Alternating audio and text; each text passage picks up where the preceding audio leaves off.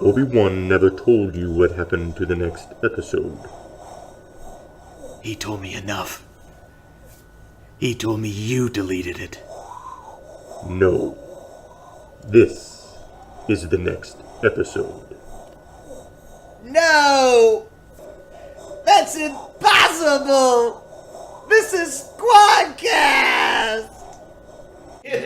Why is that? Oh, we're always going out for the same parts, and we always get them. And then, like, the one movie that he did called Gleaming the Cube, I was supposed to be, like, I got basically cast as his best friend in that, and then they kind of put us together in a room and looked at us and went, oh no, this isn't good. Like, we need someone that's a little more goofy looking and like more, because it was like a skater movie and they needed, like, he was like the hero and then they needed the goofy skater guy. Yeah. And like, I'm like, well, why don't he play the goofy skater guy and I'll play the lead? Yeah. And they're like, no. And then if you look, it's like, I think it's Max Perlich. God, they went with Max Perlich, who's like this total goofball, like Adam Horowitz looking guy, and like, I missed out on that. Ugh, that blows. And then so every time I'd walk into a room, a casting room or whatever, and there he was, I'd go, hi Christian, hi, and he'd go, oh hi Ryan, how you doing? Oh, I just did this movie, it was great. At least he didn't have anything to do with you not getting it, though. Well, he personally did. We were very nice to him. I mean, he was a nice guy, and I'm very very happy for him right now. I'm so happy that he got Mr. Robot. Because you like Mr. Robot. I love Mr. Robot. Yeah. I've heard it's great. It's fantastic. In the queue, haven't seen it yet. Me anyway. Oh, it's fantastic. All right, should we get started? Yeah. Yes, hi. Well, we're kind of here. My name is Ryan Lambert, and welcome to Squadcast. And I have a co-host, and his name is Andre Gower. And that's me, Andre Gower. And we have two really cool guests today. We do. So on the Squadcast, in this episode, we have writer-director Jackson Stewart. Yes. And the lead in Jackson's new movie, which is called Beyond the Gates, is Chase Williamson. Hello! That's Chase. It's me. Hi! All right, so we got all the formal shit out of the way, so it's good. Sweet. We're already kind of starting in the middle, but let's talk about Beyond the Gates first, and then we can I guarantee you, go somewhere else. So it's good. So I dug what it was, because actually I watched it this morning, which was great. Sweet. So thank you for the link. Oh, you're welcome. I watched it last night, so I saw it before him. He did. It's great to watch at night. Yeah, I watched it last night. I closed the curtains. But, I mean, right out of the bat, I wanted to touch on a couple things, and then I know Ryan did. Not physically, of course, but Figure yourself. with Beyond the Gates, because I'm interested. I love both sides of filmmaking, like the creative aspect of it, but also kind of the technical and business aspect of getting something done. Because I think a lot of our listeners, are interested in that, and there's some filmmakers in there. So we'll kind of touch on a little bit of that. But let's get the boring stuff out of the way that I wanted to ask. Is like, so tell me where this concept came from, and because I'm sure that's also going to wrap into kind of the inspiration stuff for it and all kind of what you drew from it. So, I mean, feel free to go into that too, but just kind of, the basic, where did this idea come from, and then kind of walk through the steps of actually getting it. You wrote it, you got it done, you put it out there, and it happened. So kudos and congrats. Thank you. The main idea kind of stemmed from my co-writer Steven Scarlatta, where him and I met up and we were kind of batting around these ideas that no one on the planet would like other than us. And he said, hey, I've always wanted to do a movie about a VCR board game that opens to another dimension.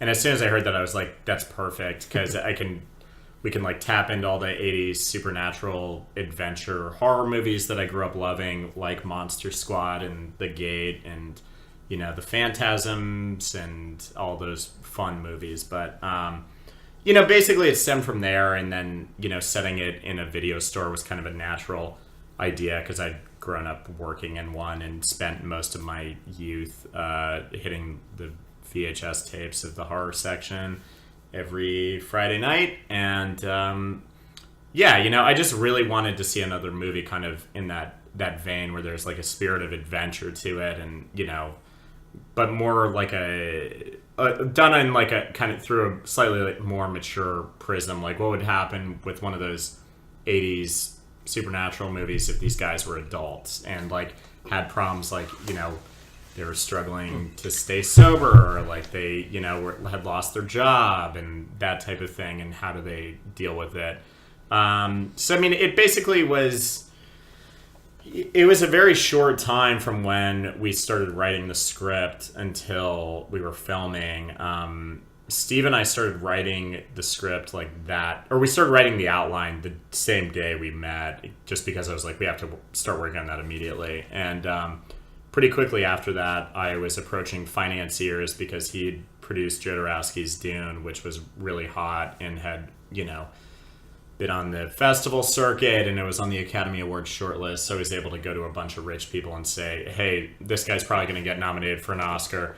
We need I need 25 grand from you. I need 25 grand from you. I need 50 grand from you, blah, blah, blah, blah, blah. And so people are like, cool. And then basically most of them, actually I'd say 9 out of 10 of them didn't even read the script. It was just like they gave me money based off the pitch and just some other nonsense I told them. You've just made all other filmmakers like, shit. But Damn it! How do I get that? It helps to be working on something with someone who has a super hot movie at the time. So from that point on, it was like the 2 lead roles, for Graham Skipper as Gordon and Chase Williamson as John were obviously written for both of them, and same goes for Bria Grant as Margot, Graham's girlfriend, and and then Matt Mercer as their cop buddy. Those were like the main roles that were written for all of them, and they all thankfully ended up doing the movie. But it basically was, once we filmed it, we edited it, and then started taking it around to festivals and sales agents. We landed with someone at ICM, and then they were able to help get it into a few festivals, and then eventually helped us sign with our distributor. But I would highly recommend to anyone out there making their own movie, just make sure you get a sales agent when it's done. And also, if you have something that's like a period drama or whatever, just skip it and do a horror movie, because no one will buy it. Well, that's kind of an interesting thing that you said. This is on that kind of business technical end. On the other half of movie making is a sales agent for a particular, or for any type of film, because you're not going to do it yourself. I mean, that's kind of where individual autonomous indie auteur type thing kind of ends, because it's really hard, because that's just not what you do or they do. I mean, so you don't have that pipeline or those connections. And I don't think a lot of young filmmakers, which you are one and you already know this, but know that there's the other half of that, and there's a system and I call it the machine. Yeah. And and we all would like to stay so out of the machine as possible, but the machine is there because it's an industry, and that you need machine parts every once in a while. So it's so I think this is a good kind of combination of all in and out of the machine and getting it in, because I want to get to the festival stuff later. Oh, for sure. Because that's a whole other thing, but because that's another type of kind of reward. Let's get to the creative stuff. Yeah, let's get it. Okay. I have questions about the actual film itself. Cool. Watching. One was the video store location. It's like, I worked in a video store too. That was my very first job. Oh, really? Yeah, Right when on. I was 10 years old, they let me put the movies away. Oh, sick. Because my dad was a video distributor. So he would go around to various video stores in the valley and sell them movies of the, Well, can I ask what label he was with, or what his company was? No. Okay. Will you tell me off air? Yes. Okay. Cool. So he knew what, he befriended one of the owners of one of these video stores in Simi Valley, and got me a job. So I didn't work the register, I didn't help customers, I basically just had giant stacks of movies up to my chin, and just put them in the various sections. And I too would get to take them home with me and for free, and got to watch. That's dope. And so there was a lot of downtime in the store itself, and so we would sit around and just watch tons of films. And the other 2 teenagers that worked there were full-blown 80s punk rock kids, and the girl, her name was Trigger. Sweet. Had purple mohawk, and I was fully in love with her, but I was 10, so that wasn't gonna happen. But so yeah, I had a similar experience. So when I first saw this Trigger, where are you? You're out there. I know you're listening. Trigger, please. Okay. So a few questions about the actual location of the store. Because there was when I saw the exterior, I was like, cool, video store, awesome. We're gonna go into the video store. Then you walk in, and there's like billions of VHS tapes. Yeah. And was that location? It seems like it was there. It's there. Oh yeah, for sure. I mean, it wasn't just like distributed films. It was like written on. Yeah, there's like handwritten. Like you guys were taking Stag or Gordon Kerr was taking. I was like, this is Sharpie. Obviously, my mind wanders that you have like old Beetlejuice cartoon, just like. Right, recorded on and you could rent that. Yeah, totally. Okay, so that was actually I had this idea in my head that you like called up like 17,000 of your friends and said like, bring your box of VHS, we'll label them, we'll put them in a certain section, we know they're yours. And I was like, that sounds like a big hassle. This was probably just there. No. So also before you you could talk about this at the same time. The mural on the outside of the video store, the Mount Rush monster, right? Yes. What was that? That's obviously already on the side of. Indeed. Okay, good. So yes. Yeah, so that place is a real store that I've actually been a customer of for about 8 years. Where is it? It's in North Hollywood. Okay. And it's called Eddie Brandt's Saturday Matinee. Okay. It's open for about 5 hours a day, 4 days a week, and then on Saturday it's open for 9 hours from 9 a.m. to 5 p.m. So the hours are very tight, but they're really cool there. They're very knowledgeable. They also have a ton of movies that have never been released on any home video format ever that they get directly from the studios. I've been to a few of these video stores. A few of them closed around town. There was one in Hollywood on... Franklin and yes, the one that was like right by Birds. I remember that. Yes. Yeah, I can't remember the name of it. Was it 50-50? No, actually, it's a little bit further down, like by Vermont and Franklin. Was it Mondo Video? Might have been Mondo Video. I feel like it had like someone's name, like Frank's Video or something. Yeah, I think I know. There's one in San Francisco. It's incredible. But this one just looked like this like massive. It's totally insane. I mean, the worst thing about shooting in there is it's so distracting because like basically anytime you're doing a take or setting up, you just start staring at Chase, the were you like just walking around just totally freaking out? It was great. I found Leanna Quigley's horror workout VHS. A horror workout? Yeah, you do like a zombie walk and stuff like that. It was so crazy. People were doing really lame creative stuff even on VHS. Oh yeah, it's not just jazzercise. Oh no. It was like, I think it's all on YouTube if you want to get caught up. That's fantastic. Chase, so you're like are you a big fan of the genre itself as well? Yeah, always growing up. Yeah. I mean, it's just like crazy that I. What were some of your favorite influences at first? Like... Definitely the Evil Dead movies. Mm-hmm. I got those for Christmas on VHS when I was like 10. My mom knew I was weird, and she was like, "These are supposed to be so funny because they're like, I don't know." She was into it, so I got them. I don't know. And then when I really liked Donnie Darko when it came out. I was like 14. Yeah. And I watched it like twice in a day. Wow. That's about right. I was actually I gotta watch that again. I couldn't get past that movie because I was in a band at the time. I still play music, but I mean, at the time I was in this band and we were covering Mad World. Oh, really? Yeah, but like, not like they're like all slow, like emo version of it. We were like actually, we were doing like a punk rock version of it. Yeah, that's something. Then that came on and it like kind of took over the soundtrack of that, and I was like, "Fuck Donnie Darko." Well, it's crazy. I rewatched. I was dating a girl like 5 years ago who had never seen it, and we got the director's cut, and it's so bad. Really? Like I had seen it so many times. The film is now bad to you, or is the director's cut bad? The director's cut is terrible. Like they use different music cues. They use different takes from the same scenes. That's why I always say one of your biggest allies as a director is your fucking editor. Yeah, it's really like weird. they really reel you in and go, "Nope, don't need that." You're like, "But I love it." Different take. No one else will. Yeah, it's really no one else will like that. Just what a weird license to just like. I know this is the one that we. Yeah, used, I thought he just kind of amped up like the special effects and stuff, but it's just like a totally different tone, and it's just like kind of weird. I'll have to check that out. Yeah. Nope. Anyway, back to Beyond the Gates. So the actual board game was created by a specific person, right? Yes. So there's a funny story around that. We had three. I basically took it to three different people. Did we talk about what this movie was actually about? No, we probably should. We shouldn't. Just give us a quick plot summary. Yeah, so basically the movie's about these two estranged brothers who reunite to liquidate their missing father's video store.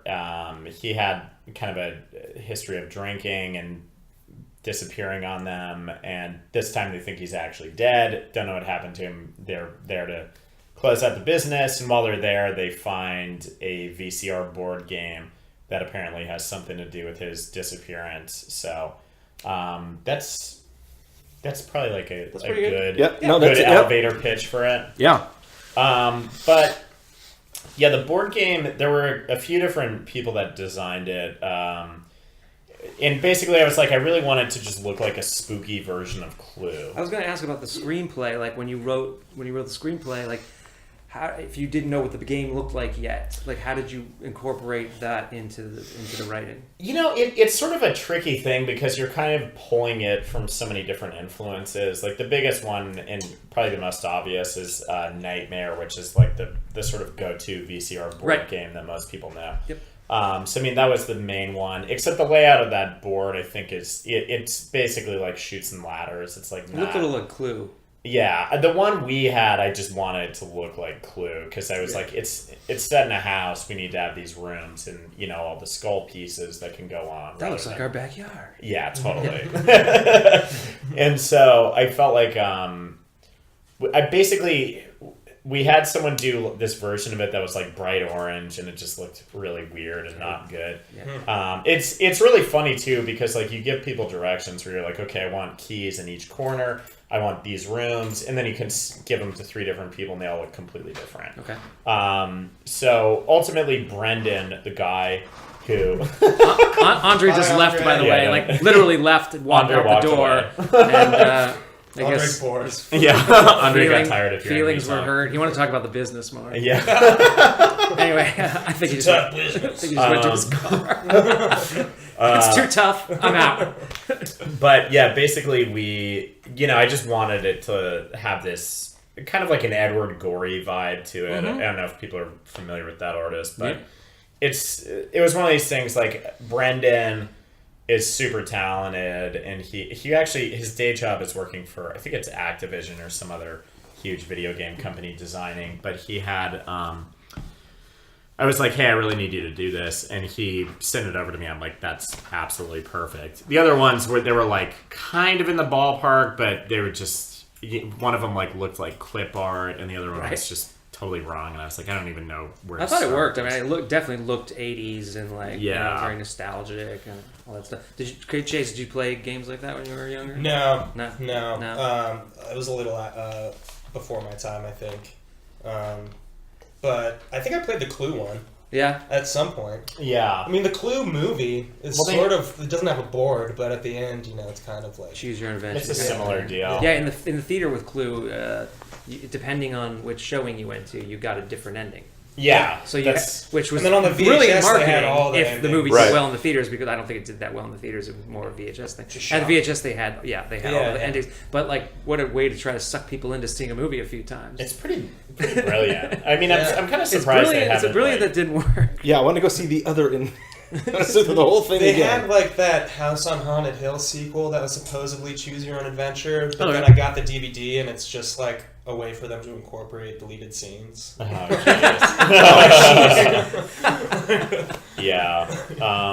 But the other thing I was going to mention is Brendan was actually one of the guys who did our poster too.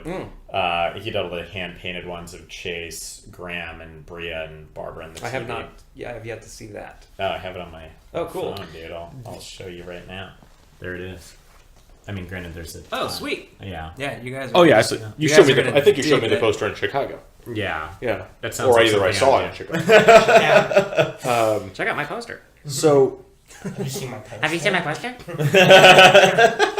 Anyway. It's so special. It's so both. My poster's both. Because you sort of mentioned a little bit when you were giving kind of the overview, and then we touched on. We'll get to like music because I know you wanted to talk about music. Absolutely. Oh yeah. In a little bit, but here's what's interesting to me is because right off the bat, music one, but also tone and just kind of obviously we're dealing with VHS tapes. The opening title sequence. I mean, we see the innards of a VHS machine, which most people haven't seen. Yeah. And most people now don't even know what VHS is, which is awesome. Not. It obviously has that. It's very 80s. Yeah. But you're not an 80s kid. You're way too young to be an 80s kid. Yeah. But where do you find? Because I know some other people who we have mutual friends that are very similar. Yeah. That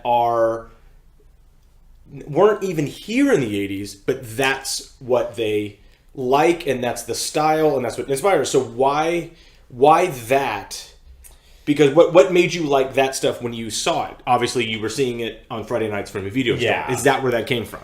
Mainly, and I think it was just I was always a little everything kind of all the stuff I latched onto when I was younger was like a little older than what was current because like my parents. You know, like I got like the old Nintendo when I was in like 91 or 92 or something when like Super Nintendo and Sega were big things. So you got the original Nintendo. Yeah, and so I was like playing Mario and Castlevania and by the way, that's the last gaming system I've ever owned. It's a good one. It's a good one to go out. So lame. So lame.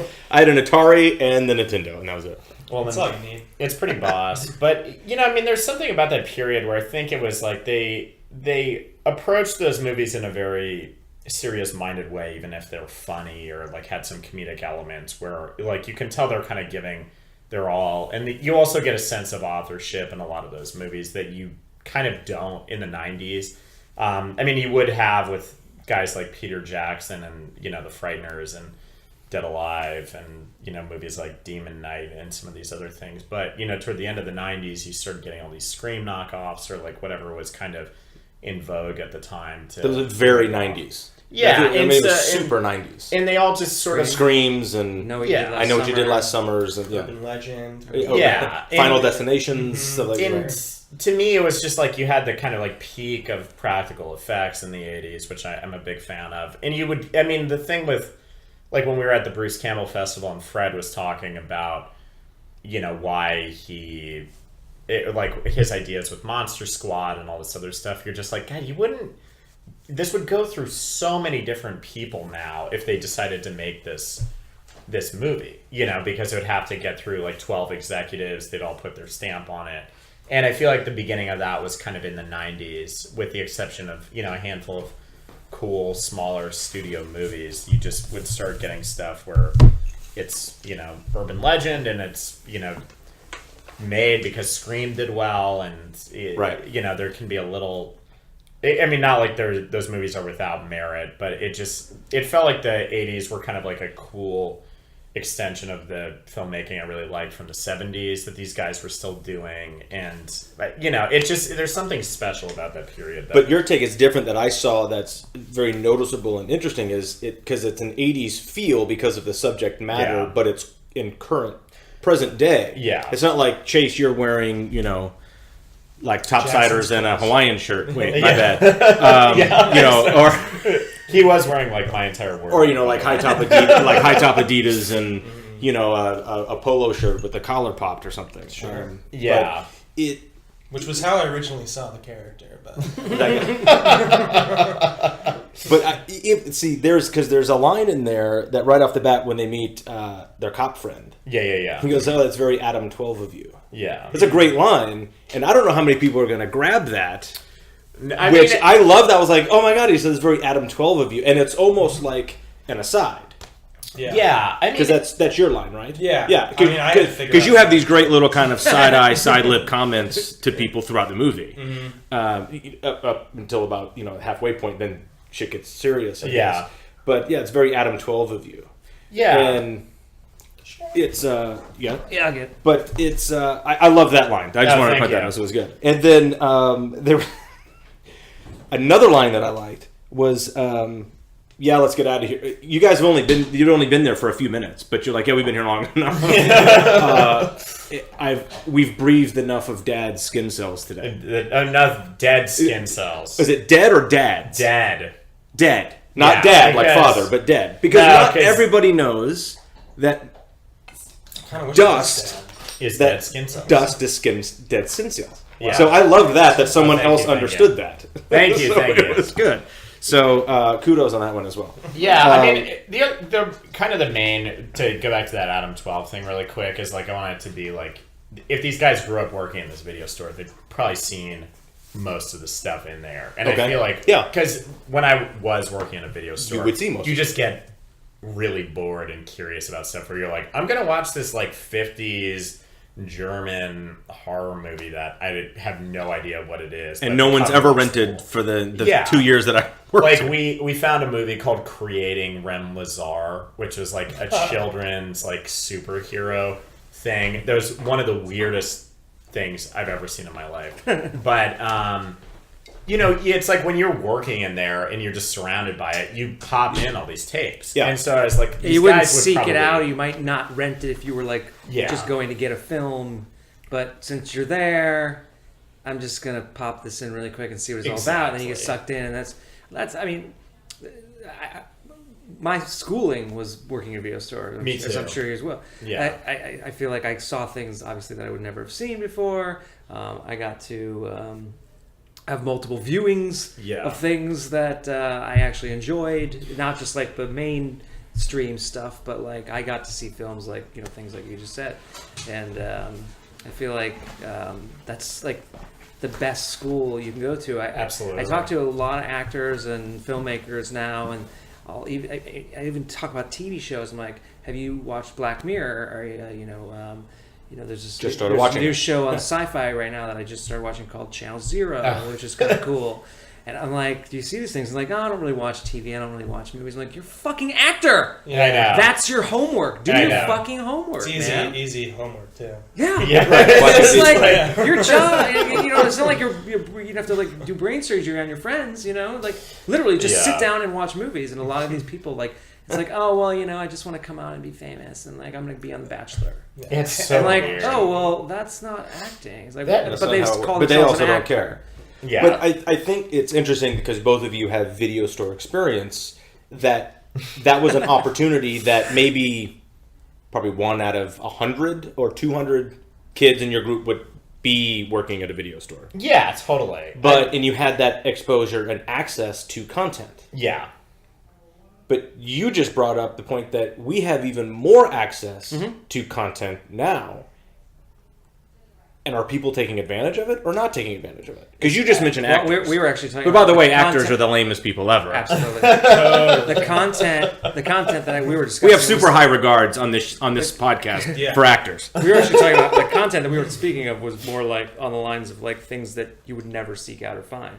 I mean, yes, you can scroll through Netflix and like... But that's Hulu, what I mean. You can do that now, sure, but not that everything on Netflix is mainstream, but it's still not... that like underground-y kind of filmmaking that you get to find when you're working in a video store, where it's not as a distributed VHS tape. It's literally someone just like made a movie and it's put it on also tough to tell if it is a good find or if it's not based on the art they put up on Netflix. The art on Netflix is just weird. Yeah. And not as... It's like, you don't know if it's like a cheap knockoff of something or if it is like a cool movie. Right. You know? Yeah. So Monster Squad ran and just find something. Right. Monster Squad. That's a good point because Monster Squad ran on Netflix for like a 6-month run, and apparently did like a lot of people queued into Monster Squad on Netflix. I believe. Of course, like we were talking before, you don't ever know how many people watch something on Netflix because they don't release the metrics. But the artwork on that was kind of the artwork, but it had a different background. I was like, what was they're that? Really weird. And like the descriptions of stuff always throw me off. Like I was just at Fantastic Fest, and if you've never been to if you've never seen a movie, the write up that the programmers are going to write about the movie is what's going to make you go see it. Yeah. Yeah, absolutely. Cool people have that job. Cool people have that job, but it always throws me because the write-up is never accurate. Yeah. Or it's a singular person's take off something. And the biggest thing ever was last year, but the best movie at Fantastic Fest that I saw was Men with Chicken. Oh, you were telling me about that, yeah. Mads Mikkelsen. And if you read the write-up, this was Mads Mikkelsen's kind of leading man, Danish role, homeboy, local boy comes back, makes good in a Danish film, and he plays the most depraved character you would ever see on... I was like, Hannibal? Yeah. But I think it was influenced by Hannibal. So I was like... And someone had seen it and said, this movie's fucking amazing. So you have to go see it. And I did... And what was better about it was Mads Mikkelsen was in it, but so was like 5 other people. And there was about 3 brothers that were really weird together. They were phenomenal. Didn't talk anything about anybody else in the write-up. It was just Mads Mikkelsen in this performance piece that will rock your world as the world's most depraved character. I thought it was like he was the lead and he was the vehicle. He was part of a 3-brother group that had to go. They were in this house, and you figure it out. And the movie is number 1 genius. Weird as shit. Yeah. And so well done. Did you? I don't know if you've seen it. No, I still know you haven't. didn't see I it. want to check it out. Check out because it's a performance piece that's unbelievable, and the movie itself is great. Yeah. But the write-up was all about Mads Mikkelsen because Hannibal was so big, last year at that time, and I was like, this isn't a Mads Mikkelsen movie. This is a movie that Mads Mikkelsen is in with like 4 other people that are fucking. But it's the programmer for the film. It's not selling it. Yeah. But I guess maybe it kind of is. Same thing this year. It happened at Fantastic Fest with a couple write-ups that you're like, that's interesting. That's a really interesting thing too, because I actually used to work writing the backs of DVD covers, like the descriptions of it. And I'm totally blowing my cover on this, but a lot of times the guy I was working for, I'd be like, I need to watch this so I can get the full breakdown of it, so I can write up a good paragraph on it. And he was like, no. He's like, you don't have time for that. Just read a bunch of reviews or he's like, read the descriptions of it. I was like, I have no idea what the fuck I'm talking about in here. Because you'd like get one of the movies was called Death Row Game Show. I didn't watch a second of it. And so I was like reading these like user reviews and these other synopses, and I was like, I don't know what the hell I'm talking about in here. But you try to sell it, and I feel like that's honestly what happens on most of those, is because they're like, you don't have time to watch the movie, just write something up so we can put it on the back. That may be what it is. And it's absolutely bizarre because you're... How many of those do you pump out? Like, dude, I must have done probably like 200 of those. Yeah. So you're just grabbing like online comments and user reviews, or if you're like, and Mads Mikkelsen in this performance piece, free Viagra if you order now. Like you just copy and paste shit from the comment section. It's just like SEO keyword searching. Just a bunch of spam. You're like, it's like ATV accident. Oh man. Yeah, there's that's pretty spot on though. I think you're. I thought it was because I saw some good movies at Fantastic Fest, and we'll talk about festival. We'll get into the festival world and that scene, which is really cool but really different. And every festival is different, so we're going to talk about that too. So you mentioned, because I want to get into the people that you put in Beyond the Gates. Oh yeah. You mentioned, so you had actual people in mind as you were writing these roles. Yeah, for sure. Because sometimes that happens and sometimes that doesn't. I mean, that you knew were going to do it. Well, I mean, it was like. Did you really write Chase's role for Brad Pitt? Like I did, yeah. And he was doing through the whole like. He would have killed it. He would have. Yeah, it was. No, I doubt it. No. That's bullshit, man. You own that. Oh, thanks, man. own No, that. he sucks. You own that. He's got enough problems. Because I know everybody writes roles with like a thing in mind, but you were writing with people that you knew that you wanted to be. Oh, yeah. I mean, absolutely. And it was just, it's one of these things, like I'd worked with everyone on other shorts, like Chase, Jesse, who played the shopkeeper. His role was also... mention him, because he's so good and creepy with his voice. Because I met Jesse Merlin, right? Yeah. Jesse Merlin. He did the live script read that I did with Emily. With Emily, yeah. He really took that Midnight Manor is not haunted. And I was like, where did that voice come from? You need to be a 30s radio dude. Oh, totally. And he's amazing. And then you shot that at Bearded Lady Village. Yeah, right? yeah, exactly. Which I know those folks over there, too, because we met really? them years ago at a convention, and then, I pop in over this. That's a weird store. That's an awesome store. Yeah, for But sure. you get a little, you walk out, you're like, I think something's following me when I walk out of that store. Yeah, Okay. it's an odd spot. But, I mean... It's awesome. It was basically I'd worked with all of them, and they were all such natural fits for the sort of characters that Steve and I wrote. And at a certain point, when we were putting the cast together, there was a bunch of issues with availability where I think Bria wasn't sure if she could do it because she was finishing another movie, and I think we ended up pushing back a week. But it was basically Graham and Chase came on pretty quickly into it, and then everyone else kind of fell in line over the course of shooting the movie. I think Justin Wellborn, who played Chase's creepy friend Hank, and well done on a creepy role that only had two. He hated him right off the bat. Oh yeah, He's great. Yeah, well done. He's thank you. Yeah, he's rad. But him and Sarah Malcolm Lane, who was his ex-girlfriend, they were the two last people to get cast, and we cast them 2 weeks into shooting, where we were basically okay, I really want these people, and I'm hoping they don't turn it down. Right. And thankfully they both took it, but it was very stressful because I was we literally started shooting that movie and didn't have people in those roles. Interesting. And so it's very nerve-wracking. Well, that can come up with an availability thing. Even if they want to do it, you wait till they're not blocking out their calendar to be in your movie because they could get a commercial or a guest spot on. Well, the thing too that I think a lot of people don't realize when they shoot in LA is there's pilot season, which thankfully we weren't shooting that during, but I know a lot of people where they've shot a movie in April, or not April, in February or January, or in that 2 or 3 month period, and they'll be I would do this at any other time in the year, but I'm up for a gig where I'd be making $5,000 a week, right. and you're how they can't really pass on that because it's they're able to pay off their mortgage. If they were real artists, they would. Pilot season's not about the art, Ryan. It's about the dough. Chase is shaking his I guess head. I am not an artist. I'm not in it for the money, man. I don't care about the career, man. I just I'm want outta to here. make movies. Well, Chase, I was matter. gonna throw that. I was gonna. My brakes are going out. My brakes are going out. My brakes have been out. Sorry, I got to do Big Bang Theory this week. I can't do your awesome horror movie. I got to pass on this. I'm on an episode of Mom. I can do Big Bang Theory. It's gonna after it airs, it's gonna be on 11 times the next week.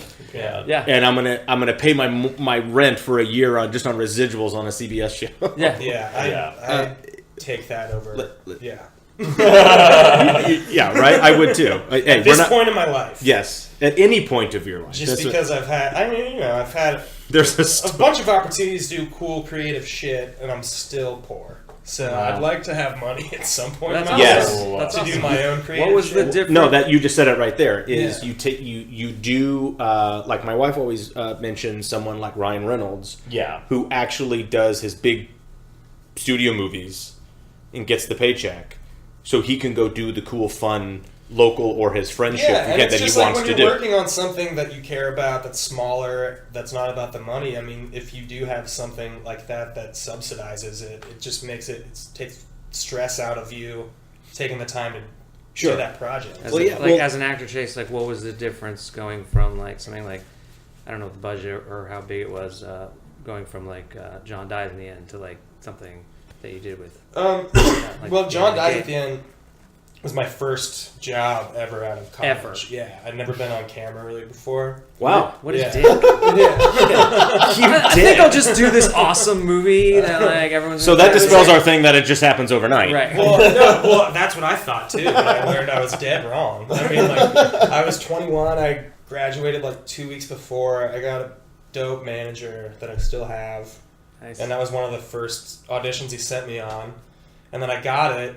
And then You're like, this shit's easy. Then I you're was like, sitting oh my across god, I'm stuck. from fucking Paul Giamatti. Man. Well, I didn't even know he Fuck was going to be in it, and then Don took me to lunch and was like, I think we got Paul Giamatti to play this role. And I was like, shut up! And then he got really freaked out because he thought I was going to, like, not be professional or whatever. But, like, you know, I spent 4 years in acting school, so I kind of was like... How would you not be professional? Yeah, I was, like, playing ready with to yourself go. under the table? Or... I had, like, a couple months to prepare, and I was just like...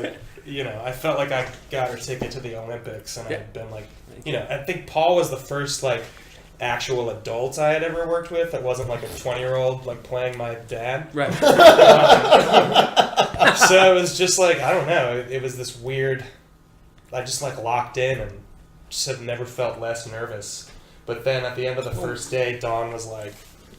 He was like, that's a wrap. All right, guys, what do you think? It looks like Chase is going to work out. And I was like, oh, God, I guess I should have been nervous. You know? But, like, that shoot was long because Don has this strategy where he'll shoot for, like, 3 or 4 days a week and then take, like, 3 days off and then shoot for another 3 days.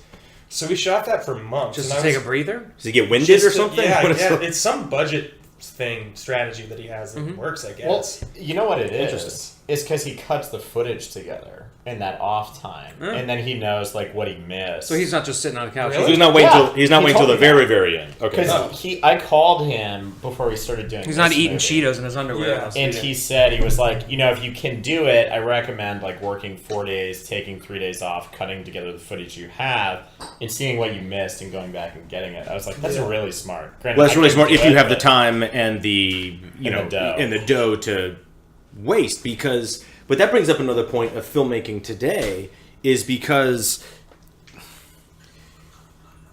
I go way, Ryan and I go way back because we old. But like, even on like network television shows, it's like you shoot a couple pages a day. Yeah. And you usually make your day because the day isn't ridiculous. Mm-hmm. But nowadays, like I've worked on movies on production and in front of the camera that like your timeline from A to Z is so constrained. Like I have a friend, she's done very well over the last couple of years producing a bunch of stuff for like Lifetime and Sci-Fi.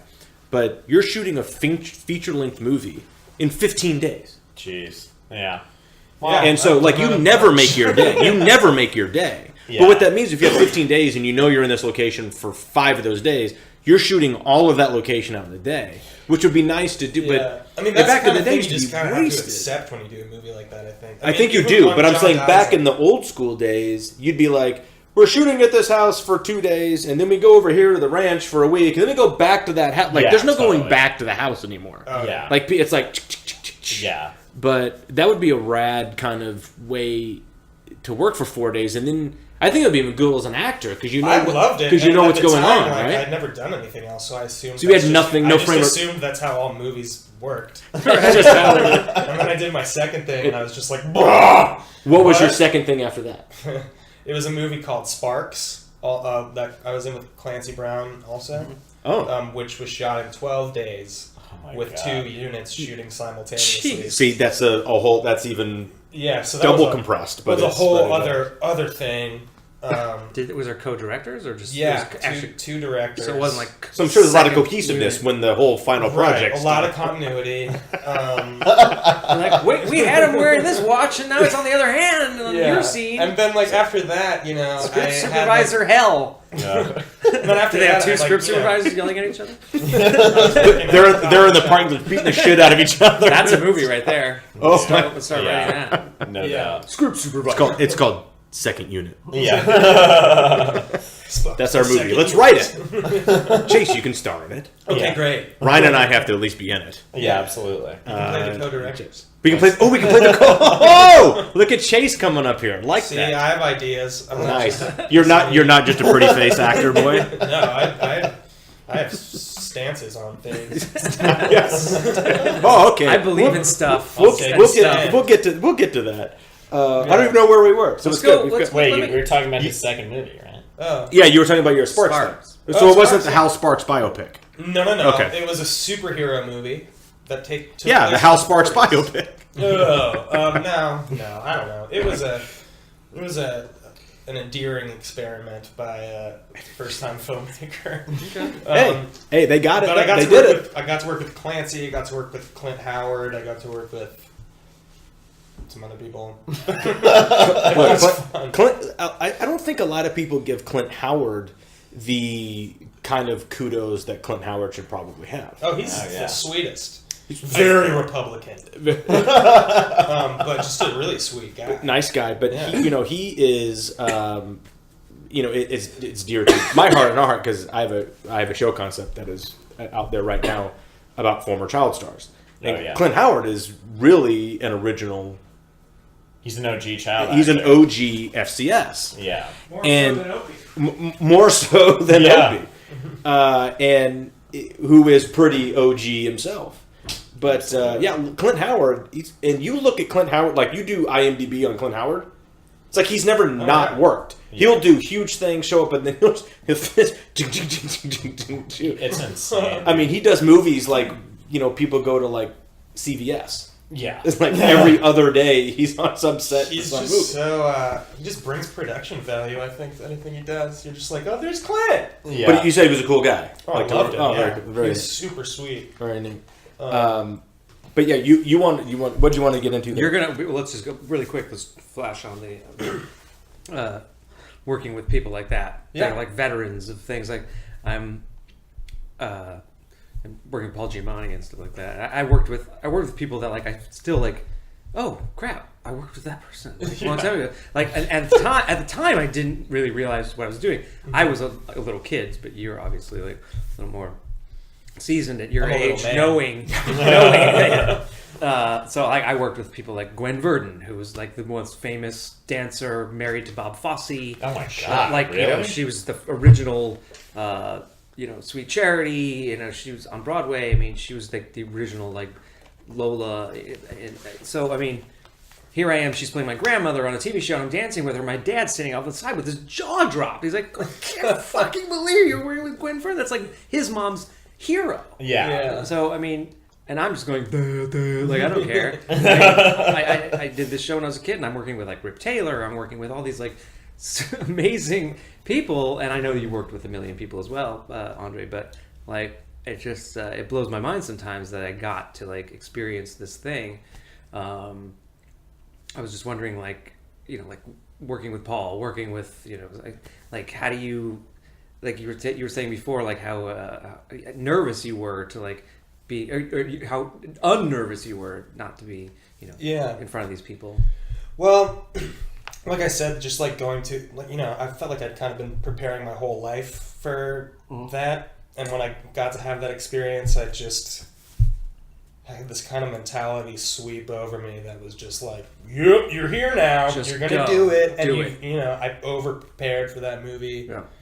And then once you engage with those people like Paul or Clancy or any of those guys, like, I just felt like a sense of kinship with them because they're trained actors that are, doing it for the same reasons that I aspire to be doing it for. I feel like you automatically just shut it off. Like so fandom or whatever. Yeah, like, no. Yes, I'm standing across from Robert De Niro. Because they don't He's talk talking to you in my like face. I got the job. I mean, the first time I met Paul, he was like, I want to run lines. He said he wanted to run lines. Yeah, and he was like, will that be okay? And I was like, yeah! Do you want to do it in a bathtub? I drove to Santa Monica and just like read lines with him, and it was just like a fucking dream. So my original question, going way, way back, what was that experience for you, John? John Dies in the End compared to this Beyond the film. Gates. Yes. Well, like I said, that was my first thing, and the first 3 days of that were all Paul stuff. Mm-hmm. So it was like a crazy. Was that to get him out of there? Like, yeah, he was only on for 3 days. With the first 3 days, and the first 2 days were just all the scenes of us like talking across the table, right. like 8 pages of dialogue or something. And it was, that was such a long shoot, and then there was like Paul. And, I was obsessed with the book it was based on. So, like, every day throughout this, like, 3-month period we were shooting it, it would be like, oh, this is the day we're going to shoot this scene where, like, I get attacked by the mustache monster. Or it's like, oh, this is the scene where like I get to shoot the guy in the face. You know, I was just like, Were you obsessed with the books before you? No, I bought it like while I was auditioning for it because I love the script so much. It was like much. a web series too, or something. Yeah, it was like it was a serial novel on the web. Right, by, right. This guy Jason Pargins, Mm-hmm. aka David Wong. He's like the Cracked.com editor. That's you. That's your character. That's your Mm-hmm. character name. Yeah, and he is super cool. And I got the book, but I didn't read it until after I got the part because I was like afraid that I'd get too stoked on it and then obviously wouldn't get it. Are they gonna do a sequel to that? They have a sequel to the book. Okay. I'm hoping that I get to do it again in some capacity. Yeah, it was awesome. Thanks. But yeah. What was your shooting schedule like? What was how many days did you have? It was pretty lean. I mean, we basically did like 2 cheat days with Barbara beforehand because she's on the television. She's the VCR board game host, and we haven't even mentioned Barbara Crampton. She's you know, obviously like we have one. We never do. she's, you know, I mean, I'd seen her in Reanimator and From Beyond and Castle Freak, and you know, she's in Body Double for a moment, and I was like a fan of hers growing up, and I love Stuart Gordon. He's you know, one of my favorite directors, and he's like kind of a mentor to me at this point. I actually worked as his assistant. Oh boy, briefly. do I have a Stuart Gordon story! But I'll save that for this. Doesn't need to be on the podcast. I'd love to hear it. Yeah. But basically, like, you know, Barbara, you know, took a role as a producer, and then we shot this stuff with her ahead of time, which was really weird because we didn't have our main location at that point. We were shooting with her, and she's on the television, so we're like, okay, she has to be like looking at them and like looking around the room and doing all this. So we just had to get like every variation possible and all these different, you know, forms of makeup that she has. But we did those 2 days, and then we did All that stuff was done in 2 days. Yeah. The stuff on the TV. Yeah, cool. And then we did the stuff with them. The main shoot was 16 days, and then we did a day of 2 days of pickups with Bria and Graham and Jesse. Chase was out of town filming Siren, and there's still a couple shots in there that I wish we could have gone back and gotten, but whatever. Siren. Fucking actors. He was making another movie, and then I think Brian, Sal, and I, the DP, we shot a day. Outside of that, we were doing all the VCR stuff. Mm-hmm. So I mean, it was total. It was like 21 days or somewhere in there. But you know, I mean, the thing is like if you're doing a lot of the little stuff, if you save those for later, it's like no one ever notices that it's like. My hands are in a couple spots where it's supposed to be Chase's hands, and it's like no one's ever. Oh, I know that. Out. I know that. It's, I know that trick. Yeah. It's So was it a little more loose set than John Dies in the Yeah, well, I don't know. I mean, like, we all knew each other really well. Right. I mean, like, we had a rapport, like, instantly. This is more like a family And it was a project contained kind of story, thing. you know, that Right. took place, you know, in a smallish house with, like, a small cast. I think the main difference between those two jobs for me were just, you know, having the experience, like, when John Dies at the End came out, and after I did that movie, when I was doing, like, my next couple things, it was really hard to let go of that character, and just, like, that, because he has very specific responses to things that happen, Right. and I was finding myself, like, having a hard time shaking that in other projects, because I just, like, been in that mode for so long. So you would like go out to eat, like, you know, like Danny Day-Lewis would go out to eat like at a restaurant as Lincoln. No, I would do shorts and stuff and then watch super it. method. I would do shorts and then watch it and be like, why am I doing? That's like a habit that I like got from like doing that character a bunch, and I just like bothers me. So I think when I went on Beyond the Gates, like it's a really well written character that I felt like could be a good way for me to work against any sort of like habit that I had developed or things that I had already done. Right. So like also the characters in this seem pretty well thought out and rounded. Was which character are you based on? Chase. Okay. I mean, I think it's like pretty obvious. Like if you hung out with me for a day and watched that movie, you'd be like, oh, obviously You're a jerk.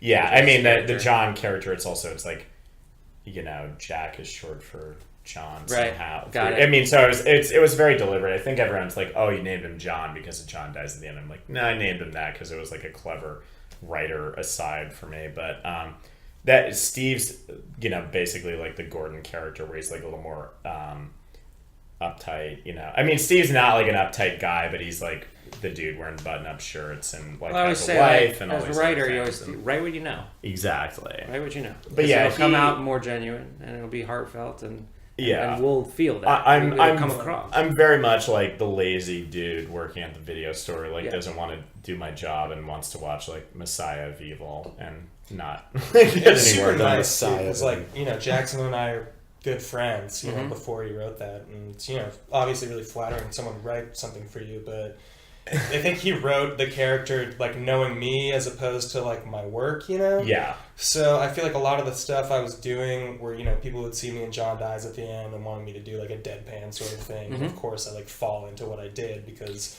if you do something that works and people are like, good job, then you're just like, okay, I'll do it again. Yeah. But he, you know, wrote it for like... Well, like Bruce Campbell. Different, Bruce Campbell is the guy. Yeah, just make that face do again. the Bruce Campbell Remember that face thing. you made of Right. that one thing? Like, make it again. And then you watch it and you're just like, God damn it.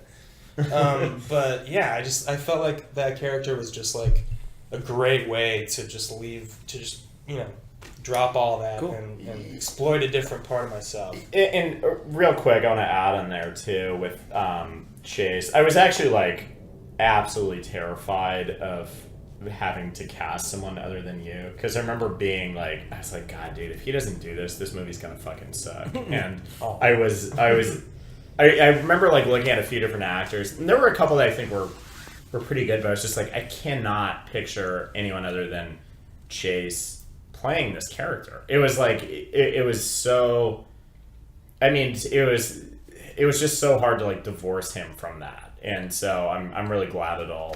Well, that's super sweet. Oh, It's totally true. You It was guys a good timing too, because I just did, By the way, like, they're a holding month hands before. right now. Yeah, exactly. A month before, No, actually, they are holding hands. a friend of mine and I did.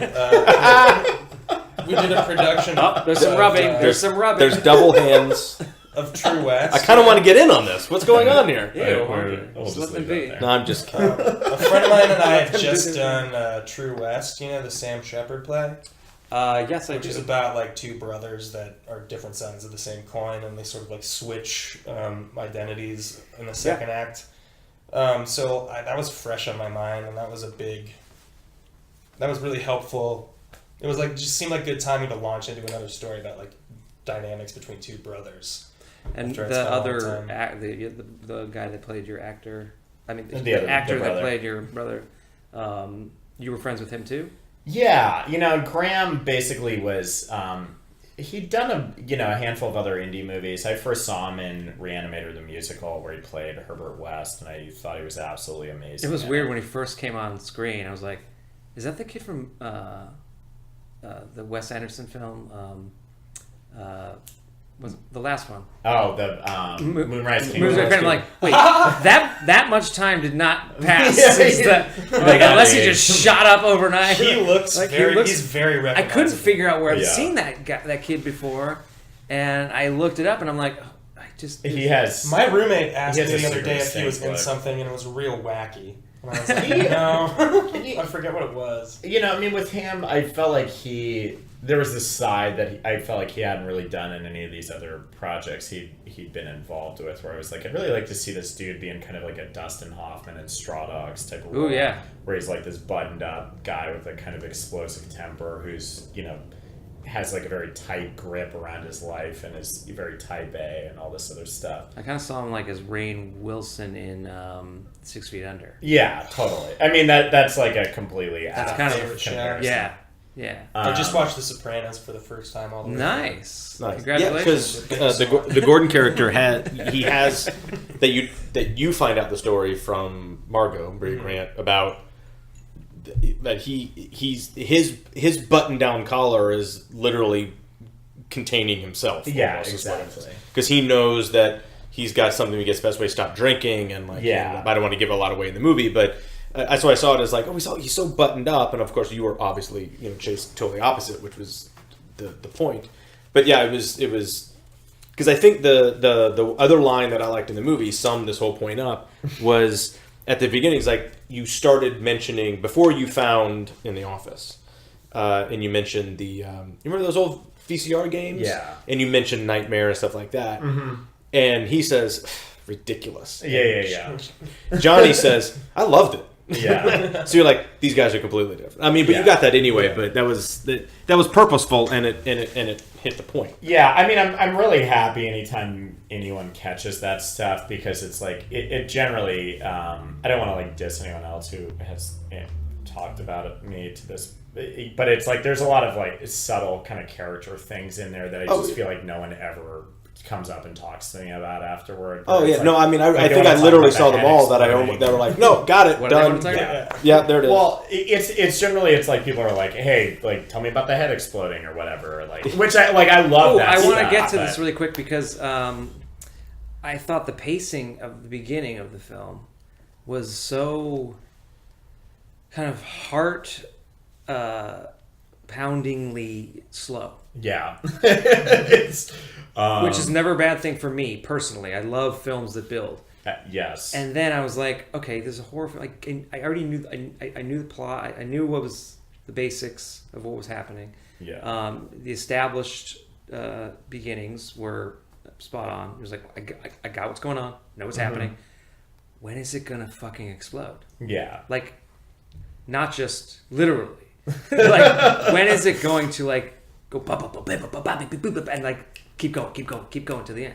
And then when you guys get the voodoo doll going, yeah, and then bam, I'm like, there's the gore. Yeah, I'm like, I didn't know there was gonna be gore. Is this gonna turn into a splatter fest now? Like, what is happening now? And that the homage to like the build up, because usually like you got your slasher films, you got everything, Friday the 13th, Halloween, it's like bam, boom, right away, let's go. And it's just like, the first scene, someone gets an arrow through the head. Right. Totally. And like, this was like, what is the kind of horror that we're going for right now? Is this all going to be psychological? Is it ghosts? Yeah. Is it? And then all of a sudden it's like, oh, there's guts coming out of the totally. Yes. Totally. And then I literally like screamed out, yes! Here we go! But it kind of had it had kind of three different That's what I like. That's what horror movies in it. Yeah. Because it had the psychological thriller with... is it just us thinking like the Ring type thing? Because we're doing it with TV. Obviously, there's going to be some connections there. And then the supernatural aspect, poltergeisty, ghost.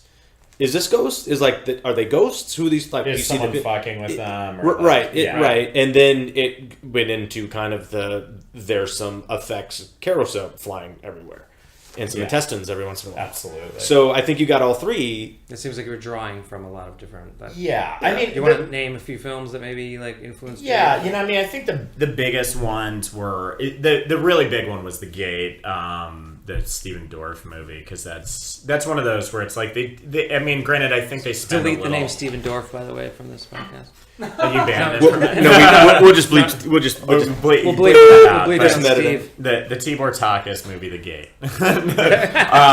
There you go. Yeah, it was one of those things where they had this scene in it early on that I always really responded to, where the Dorff character is talking to his dad, and he's like, hey, your friend's mom died, and he's kind of acting out about it, and they have this just like really like unguarded scene in it with this dad talking to his son, and I always just was like, that's so great that they have that there, because you're like, wow, he has a real relationship with his dad, and his friend he cares about, and you get a little bit of their world, and I feel like they get into the kind of roller coaster aspect of that movie really quickly, but I've always felt like it would be kind of interesting to set up a movie and do one half of it as like a kind of a different type of horror movie where it's like that slow burn thing, and then do the last half as just like a crazy splatter fest.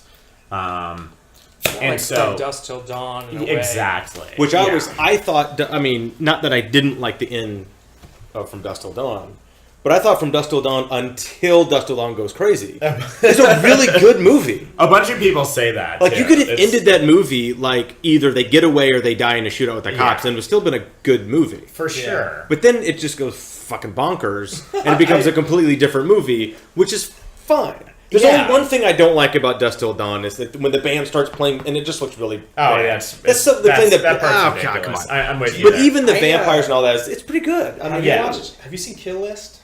No. I just rewatched that last night. That movie's like that, where it's just a completely different genre in the last like 10 minutes, and it's so sick. I have Yeah. an idea for that too. I won't say it now because someone will fucking steal it. But I basically I have this great idea for something that starts one way and just ends another way. Which Yeah. I love, and it just like throws people Have you off. seen Kill List? I like. I just got it from IFC Oh my on god, DVD. it's so good. It's so good. I raided their closet Ben when I went up Wheatley. there. Yeah, Nice. I'm gonna watch it really soon. but- Okay, let's get to music Yes, absolutely. because I'm a musician and.